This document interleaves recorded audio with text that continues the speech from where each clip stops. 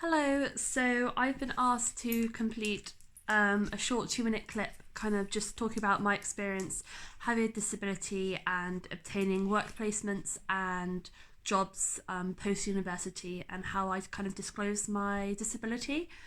Um, First of all, I think it's really important to kind of know the adjustments that you want to ask for within the application process. For example, if they ask you to sit tests, whether you want to have them in a different format because you have visual impairment, or extra time because you have extra time in exams, etc.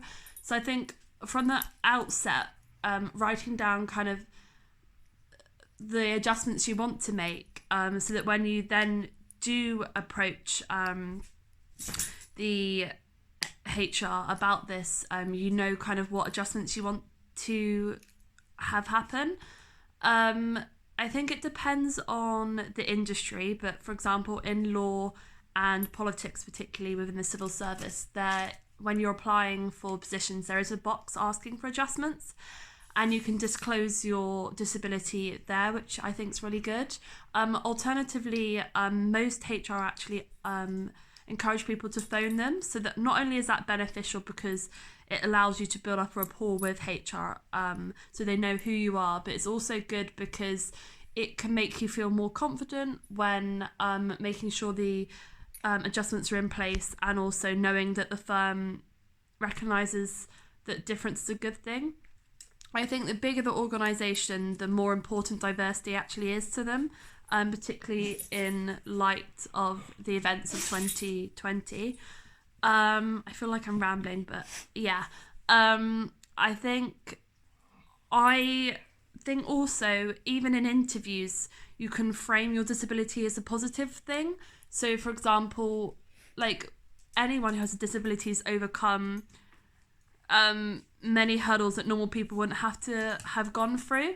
So that just shows your determination, your resilience, your ability to adapt to kind of an ableist world. So I think that's really good. And also you think differently if you're neurodiverse. So yeah, I think those are really good. And if I'm honest, I have disclosed my disability in my current workplace in the civil service, and they've been amazing.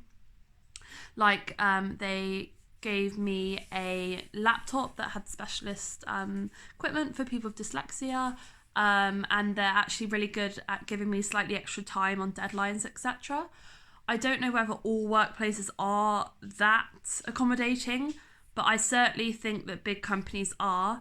And if they're not, which I have had one company who is a US company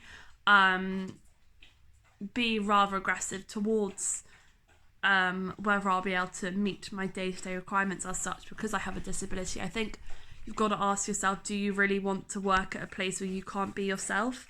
Because like, it's ridiculous in 2020 that people should think that way, particularly when they look at your grades and like how far you've come, etc. So I think, yeah, like, have every competence to disclose, and frame it within an environment, frame it within a way to say, look, these are the skills I've got because of my disability.